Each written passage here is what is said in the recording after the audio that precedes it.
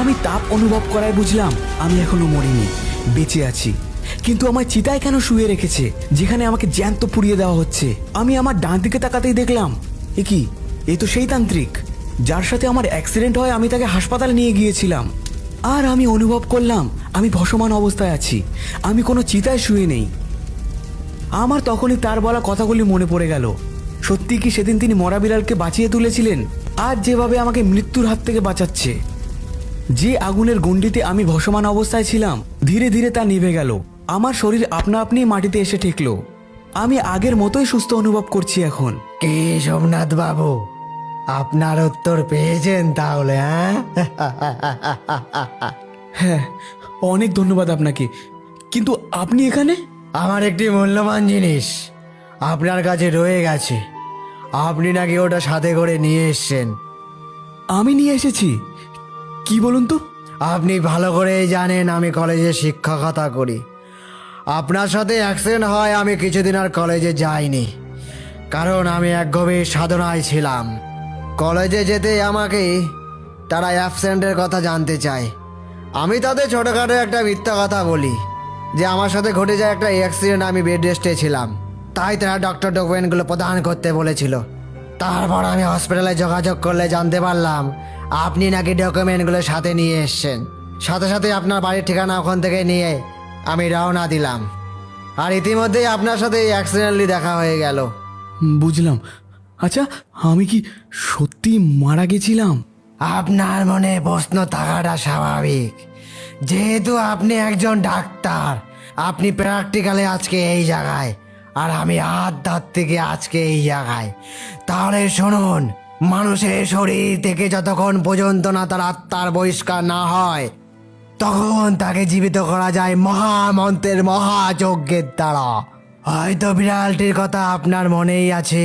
ওই বিড়ালটিকে একজন ব্যক্তি পায়ে দড়ি বেঁধে নদীতে ফেলে দেয়। আমার চোখ পড়ায় আমি তাকে ভগবানের কৃপায় জীবন দান দিতে সক্ষম হই। আর আপনি তো মশাই পুরো কালা জাদুতে পরিপূর্ণ ছিলেন।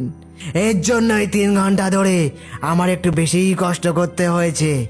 তান্ত্রিকের কথাটি শোনা মাত্রই আমার মনে একটু হলেও আশার আলো ফুটে উঠেছে। ইনিই তাহলে একমাত্র ব্যক্তি যিনি আমাকে ও আমার পরিবারকে ওই রক্তচোষা পিশাচিনীর হাত থেকে বাঁচাতে পারবে। আমি আর কিছু না ভেবে তার পা জড়িয়ে সমস্ত কথা তাকে জানালাম। আচ্ছা, বুঝলাম, কিন্তু আমার হাতে আর বেশি সময় নেই সোমনাথ। আমাকে ডকুমেন্টগুলি খুব তাড়াতাড়ি আমার কলেজে সাবমিট দিতে হবে। আপনি আমায় ভুল বুঝবেন না দয়া করে।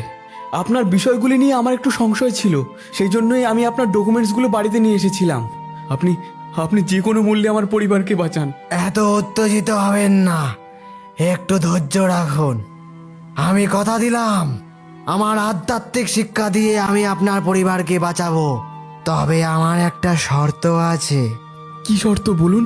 আপনি যতদিন ডক্টর হয়ে বেঁচে থাকবেন, ততদিন যারা তন্ত্র সাধনায় মগ্ন, তাদের যদি কিছু হয়ে যায় আপনাকে বিনা পয়সায় চিকিৎসা করাতে হবে।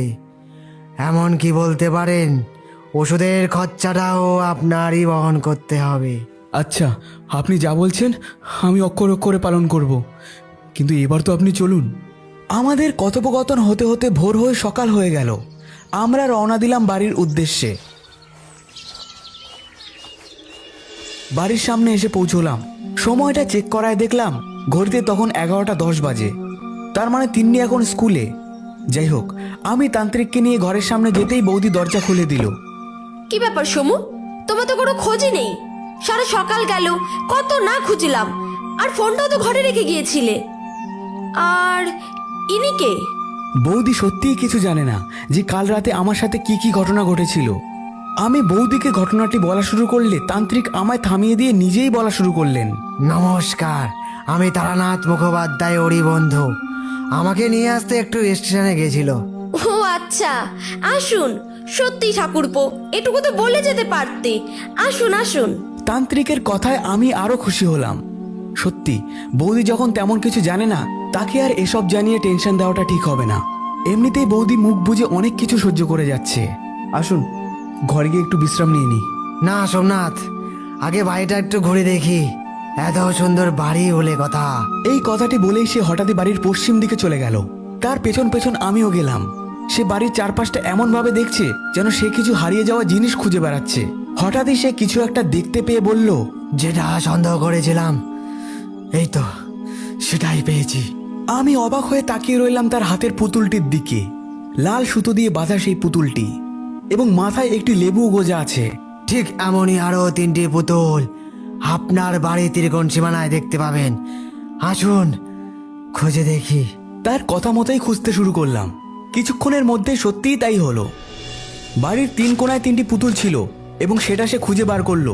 আমরা এতদিন ধরে এই বাড়িতে থাকছি, কিন্তু এটা যে কবে থেকে আমাদের বাড়ির 3 কোণায় পড়ে আছে তা আগে আমরা ভুনাক্ষরেও টের পাইনি। কে রাখলো এই পুতুল?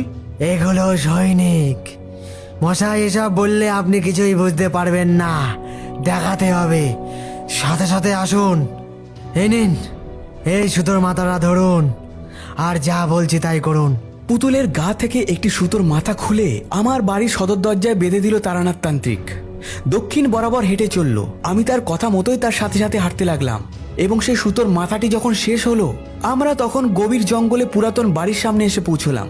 এমন ঘন জঙ্গলে এমন একটা বাড়ি আছে তা আগে আমার জানা ছিল না।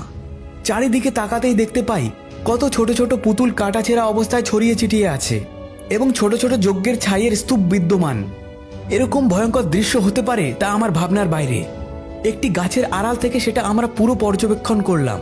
তারানাথ বাবু আমাকে ডেকে বললেন, ওই দেখুন, আপনার পরিবারেরই শিকার হয়েছে আজ।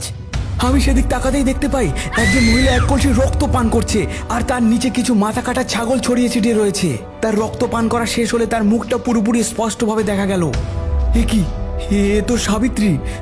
তার মানে সোমনাথ বাবু, তাহলে আপনি এনাকে চেনেন? হ্যাঁ, আমি চিনি মানে, কিন্তু এ যে এমন করতে পারে তা আমার চিন্তা ভাবনার বাইরে। কি হয়েছে আমাকে বলুন।